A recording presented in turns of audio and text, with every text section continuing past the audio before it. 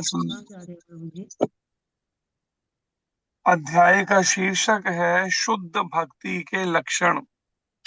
श्रीला रूप गोस्वामी जो चैतन्य महाप्रभु के प्रमुख 6 अनुयायियों में से जो मुख्य हैं, आचार्य श्रीला रूप गोस्वामी, जिन्होंने चैतन्य महाप्रभु के द्वारा ही शिक्षा लेकर इस भक्ति रसामृत सिंधु, भक्ति मतलब भगवान श्री कृष्ण की भक्ति रसा अमृत, भक्ति जो जो रस है उसकी तुलना की गई है अमृत से। हरे अर्थात कृष्णा प्रभु एक जी, बार आवाज बहुत कोई, कम आ रही है। हमने फुल ठीक पे कर है। रखी है। माता प्रभु जी, जी ठीक क्लियर है। है आवाज तो? माता जी क्लियर है, आवाज तो आवाज बहुत ठीक है, ज्यादा ही आवाज है। आ रही है। ठीक तो है माता जी, ठीक तो है, आवाज तो आ आवाज रही है। ठीक आ रही है। तो यहाँ पर भक्ति रस का अगर कोई वास्तव में भक्ति महारानी की कृपा प्राप्त कर ले, भक्ति रस में एक बार प्रवेश कर जाए, तो इसका अर्थ श्रीला रूप गोस्वामी कहते हैं फिर उसकी बार बार ये शरीरों का परिवर्तन बंद हो जाएगा, अमरत्व प्रताप प्राप्त कर लेगा। भक्ति रसा अमृत, अमृत एक होता है मृत, दूसरा होता है अमृत। मृत का मतलब है मरना, अमृत का मतलब जब कभी फिर मरता नहीं है। जैसे आत्मा अमर है, ऐसे ही वो हमेशा के लिए ऐसा अमरत्व का वरदान प्राप्त कर आध्यात्मिक शरीर, दिव्य शरीर प्राप्त कर लेता है। और फिर सिंधु, सिंधु सागर है ये, भक्ति रस का समुद्र। इस ग्रंथ में श्रील रूप गोस्वामी जी ने समुद्र से आगे और कोई है ही नहीं ऐसा जिसमें जल हो, क्योंकि लास्ट कहते हैं छोटे छोटे तालाब हैं, सरोवर, फिर आगे नहरें हैं, फिर नदियां हैं, फिर उसके बाद में समुद्र, देखिए समुद्र से आगे कुछ नहीं। तो वो सिंधु है जिससे आगे अब भक्ति का इसके अलावा और है ही नहीं। भक्ति मार्ग का पूर्ण इसमें वर्णन है, लेकिन शुरुआत कहाँ से की है? बिल्कुल स्टार्टिंग स्टेज से। और श्रील रूप गोस्वामी कहते हैं श्रील कपिल देव ने, ये कपिल देव कौन है? ये कपिल देव हैं करदम मुनि जी के पुत्र के रूप में स्वयं भगवान कृष्ण, करदम मुनि और उनकी अर्धांगिनी देवहूति माता, जो मनु महाराज की पुत्री हैं। करदम मुनि और देवहूति माता के यहाँ भगवान कपिल, भगवान कृष्ण कपिल देव के रूप में जब प्रकट हुए, तो श्रीमद् भागवत के तीसरे स्कंद के 29वें अध्याय के 12वें और 13वें श्लोक में वर्णन है, भागवत में अपनी माता को उपदेश देते हुए शुद्ध भक्ति के निम्नलिखित लक्षण बताए हैं। शुद्ध भक्ति के लक्षण क्या हैं? हम बार बार बोलते तो हैं भक्ति, शुद्ध भक्ति, लेकिन शुद्ध भक्ति के लक्षण क्या हैं? कैसे पता चले कि कोई शुद्ध भक्ति कर रहा है कि नहीं, कैसे पहचानेंगे? तो इसी को ही यहाँ पर स्वयं श्रील कपिल देव अपनी माता देवहूति को बता रहे हैं कि शुद्ध भक्त की सोच कैसी होती है। शुद्ध भक्ति में व्यक्ति के सोचने का तरीका, उसकी इच्छाएं, उसके अनुभव, उसके वाणी के शब्द, उसके कर्मेंद्रियों के सभी कर्म कैसे होते हैं। मनुष्य जैसे रहते हैं वैसे नहीं हो जाते हैं। तो कपिल भगवान कहते हैं, हे माता, जो मेरे शुद्ध भक्त हैं और जिन्हें भौतिक लाभ या दार्शनिक चिंतन की कोई कामना नहीं है, भौतिक लाभ, सामान्यतः हर व्यक्ति भौतिक लाभ के पीछे भागने में लगा हुआ है। भजन भक्ति ठीक है, हम करेंगे, अपनी जगह है, लेकिन कम से कम घर परिवार चलाने के लिए एक दो पांच या 10 करोड़ रुपए तो हो, कुछ तो हो, इतना पैसा। देखो मेरे पड़ोसी ने कितनी प्रगति कर ली, कहाँ के लिए प्रगति कर ली वो एक अलग बात है, कि नरकों के लिए की या कहाँ के लिए, लेकिन प्रगति कर ली। जो दिखाई दे रहा है भौतिक प्रगति बस। आध्यात्मिक प्रगति की तो बात ही मत करो ना आज समाज के बीच में। अगर कोई आध्यात्मिक प्रगति की बात करे तो बस घर में कलह कलेश शुरू, महाभारत शुरू हो जाएगा। तो बात केवल भौतिक प्रगति, भौतिक लाभ तक ही सीमित रह गई हमारी बुद्धि, हमारा मन। श्रील रूप गोस्वामी कहते हैं कि भगवान कपिल देव अपनी माता देवहूति से कहते हैं, जो मेरे शुद्ध भक्त हैं और जिन्हें भौतिक लाभ, दार्शनिक चिंतन, भौतिक लाभ कह लीजिए, सांसारिक भौतिक भोगों के प्रति उनका लालच, लोभ, या फिर कह लीजिए दार्शनिक चिंतन। दार्शनिक चिंतन क्या है? केवल एक, जिसे कह सकते हैं निराकारवादी, या जो ईश्वर के रूप में ना मान के केवल निराकार मान के चलते हैं, ऐसे लोगों के तरह, ऐसी तरह का चिंतन, दार्शनिक चिंतन की मुझे कोई कामना नहीं है। न तो मैं निराकारवादिता या ज्ञानी बनना चाहता हूँ, या मुझे कोई भौतिक लाभ भी नहीं चाहिए संसारिक। उनके मन मेरी सेवा में इतने तल्लीन रहते हैं, जब तक भौतिक लाभ की इच्छा ही नहीं करते, तो मन, भगवान कपिल कहते हैं, मेरी सेवा में इतने तल्लीन रहते हैं शुद्ध भक्तों के मन, कि वे मुझसे उस सेवा में तल्लीन रहने के अतिरिक्त और कुछ नहीं मांगना चाहते। और उनकी है कि हाँ, सेवा मिली है मेरे को, इस सेवा को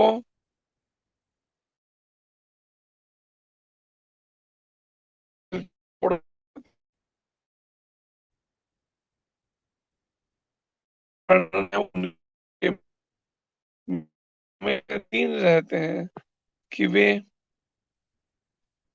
मुझसे उस सेवा में तल्लीन रहने के अतिरिक्त और कुछ नहीं चाहते।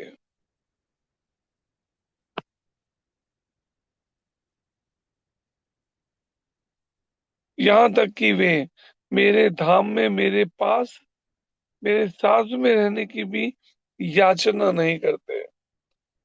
इस तरह की है शुद्ध भक्ति, विचार कीजिए।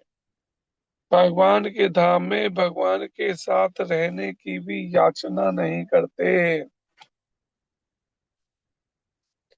अब विचार कर लीजिए इस बात से, किस तरह की भक्ति करनी चाहिए हमें। मुक्ति 5 प्रकार की होती है। भगवान से तदाकार होना या सायुज्य,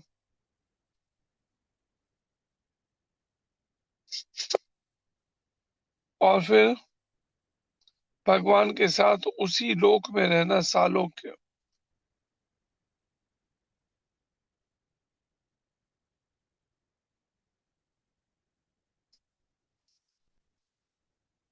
भगवान के समान स्वरूप प्राप्त करना, सारूप्य।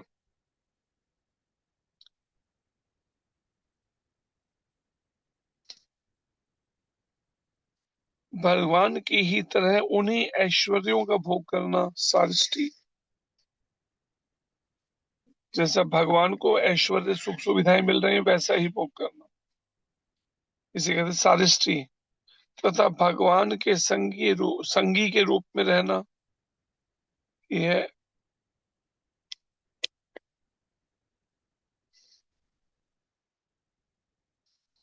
इसको कहा गया है मुक्ति की सामीप्य, उनके संग में बिल्कुल रहना।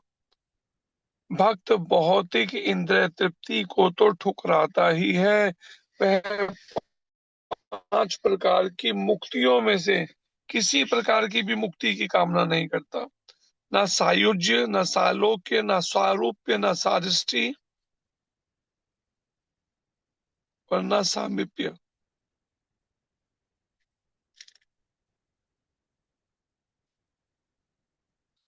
वह भगवान की प्रेममयी सेवा करके ही संतुष्ट रहता है।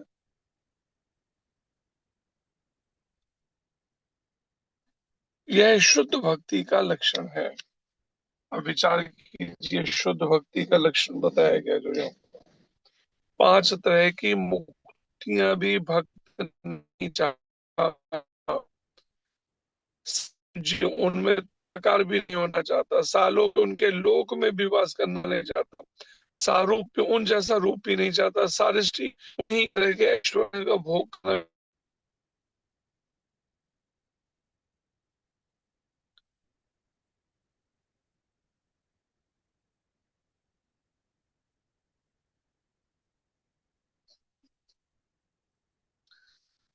तो इन 5 तरह की मुक्तियों से हटकर है भक्ति। सारूप्य, सायुज्य, सालोक्य, सामीप्य और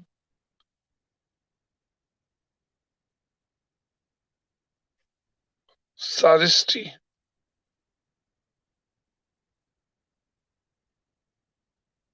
श्रीमद् भागवत में आए कपिल देव के उपयुक्त कथन में शुद्ध भक्त की वास्तविक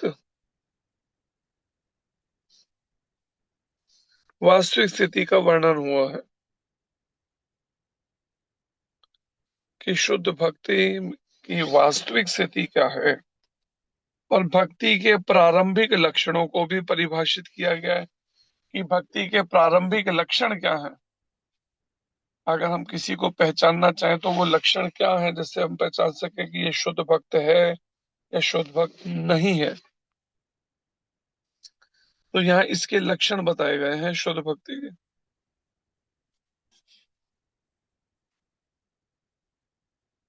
और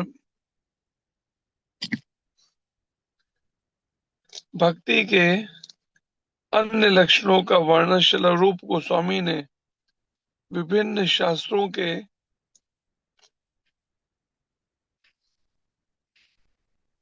भक्ति के अन्य लक्षणों का वर्णन श्री रूप गोस्वामी ने विभिन्न शास्त्रों के साक्ष्य समेत किया है, प्रमाण दिए हैं अलग अलग शास्त्रों से। उनके अनुसार शुद्ध भक्ति के 6 लक्षण होते हैं।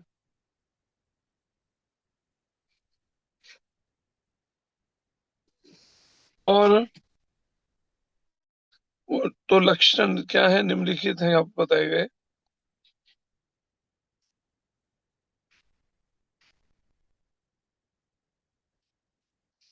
पहला, शुद्ध भक्ति समस्त प्रकार के भौतिक कलेश से अविलंब राहत देती है। भौतिक कलेश से अविलंब राहत। कोई अगर वास्तव में ठीक से भगवान की भक्ति करे, अपनी इंद्रियों को मन को संयमित करके, तो निश्चित रूप से उसे भौतिक कलेश है सब तरह के जो शरीर पर, कैंसर है, पैरालिसिस है, अल्सर है, ब्रेन ट्यूमर है, डायबिटीज है, कैसा भी कष्ट, उससे अविलंब बिना विलंब हुए राहत प्रदान करती है शुद्ध भक्ति में। अब विचार कीजिए, कहीं ना कहीं हमारी ही भक्ति करने में कमी है।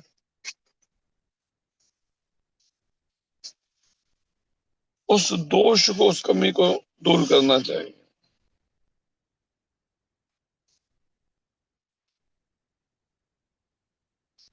दूसरा, शुद्ध भक्ति सम- समस्त कल्याण का शुभारंभ शुभारंभ करने वाली है।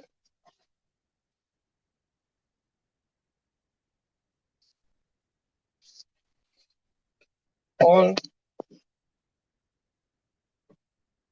मतलब शुभता, शुभता है, शुभता शुभ, शुद्ध भक्ति समस्त कल्याण का शुभारंभ करने वाली, सब तरह के कल्याण का शुभारंभ करने वाली है।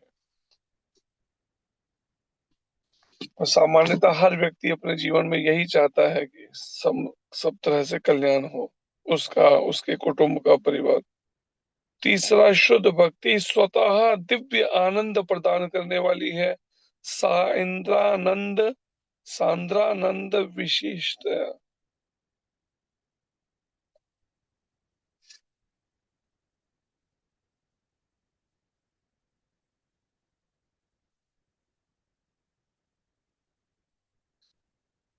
तीसरा, शुद्ध भक्ति समस्त दिव्य आनंद प्रदान करने वाली है। सांद्रानंद विशेषात्मा। शुद्ध भक्ति स्वतः दिव्य आनंद प्रदान करने वाली है।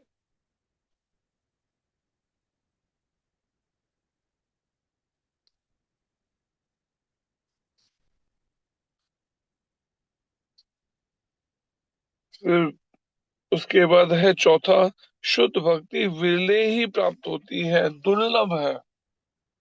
ऐसे नहीं कि कोई भी चाहे तो ऐसे शुद्ध भक्ति प्राप्त कर लेगा, नहीं, दुर्लभ है। उसको पहले कई तरह की परीक्षाएं पास करनी पड़ेंगी। पांचवा, शुद्ध भक्ति को प्राप्त लोग मुख्य को समझता। एक बार हृदय में शुद्ध भक्ति महारानी की कृपा प्राप्त करने, मुक्ति,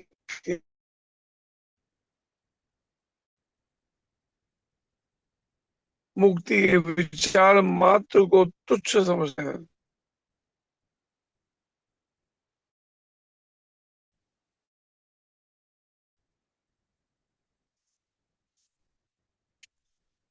फिर शुद्ध भक्ति को प्राप्त लोग मुक्ति के विचार तक को तुच्छ समझते हैं। मोक्ष लघुता। और छठा है, श्री कृष्ण को आकृष्ट करने का एकमात्र साधन है, एकमात्र शब्द है। आप कोई भी और तरीके से मेडिटेशन करके, निराकार की रट लगा के या किसी तरह से भी प्राप्ति पूर्ण नहीं कर पाएंगे। भक्ति पूर्ण करने के तो सबसे पहले फॉलो करना पड़ेगा, समझना पड़ेगा इसे कि शुद्ध भक्ति को आकृष्ट करने का एकमात्र साधन कृष्ण है। शुद्ध भक्ति कृष्ण को अपनी ओर आकर्षित करते हैं, एकमात्र साधन। कृष्ण सर्व आकर्षक है, किंतु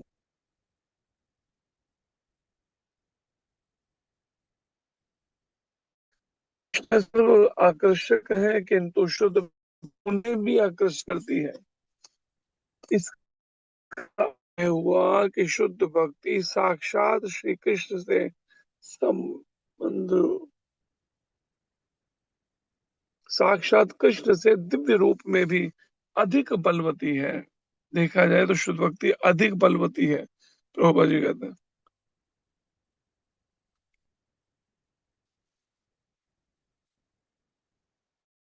क्योंकि यह श्री कृष्ण के अंग बलवती है।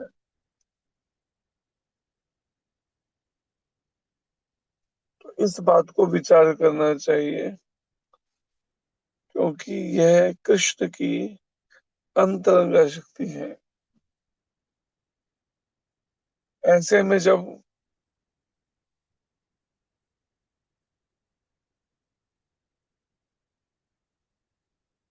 इस बात को समझकर अगर हम शुद्ध भक्ति करें, निष्काम भक्ति करें, गुरु और प्रमाणिक शास्त्र की आज्ञा में मन के अनुसार कर्म ना करें, जैसे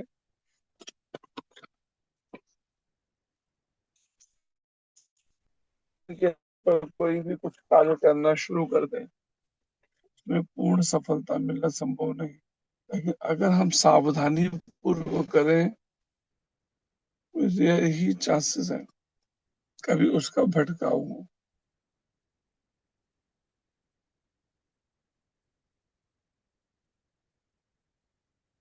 इसे विचार करना चाहिए।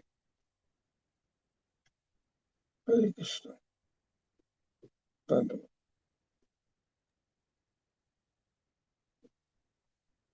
हरे कृष्ण। हरे कृष्ण प्रभु जी धन्यवाद। हरे कृष्ण जी। हरे कृष्ण जी, दंडवत प्रणाम। हरे ये कृष्ण प्रभु जी पहला धन्यवाद। प्रसंग है इस पहले अध्याय का भक्ति सामने संतों पे। हरे कृष्णा प्रभु जी, दंडवत प्रणाम। हरे कृष्णा। हाँ जी, हरे कृष्ण जी। हरे कृष्णा प्रभु जी पंचांग। हरे कृष्ण प्रभु जी पंचांग प्रणाम। प्रणाम। हरे कृष्ण हरे प्रभु जी कृष्ण। धन्यवाद प्रणाम। हरे कृष्ण हरे प्रभु कृष्ण। जी धन्यवाद प्रणाम। हरे कृष्ण प्रभु जी पंचांग प्रणाम। हरे हरे कृष्णा प्रभु जी कृष्ण। दंडवत हरे प्रणाम। कृष्ण। हरे हरे कृष्ण कृष्ण जी। प्रभु जी पंचांग प्रणाम। प्रणाम प्रभु जी हरे कृष्ण प्रभु जी धन्यवाद हरे प्रणाम। कृष्णा प्रभु जी, आप कहाँ जा रहे हैं? हरे कृष्णा। कहाँ जा रहे हैं? अभी तो हम वीक में एक दिन के लिए हम आते हैं यहाँ पे सब्जी मंडी में, जो मेन जम्मू की बड़ी मंडी है, वहां पर अभी पहुंचे हुए हैं। ठीक है। हरे भक्त कृष्णा। गए हुए हैं, हम गाड़ी में फिर क्लास में इसलिए रह गए। हरे कृष्णा, बहुत बहुत धन्यवाद प्रभु जी। हरे कृष्णा। हरे कृष्ण। वांछा कल्पतरुभ्यश्च कृपा सिंधुभ्यैव नमो नमः। श्री गुरु महाराज की जय जय। महाराज की जय। जय अनंत कोटि वैष्णव वृंद की की जय। जय।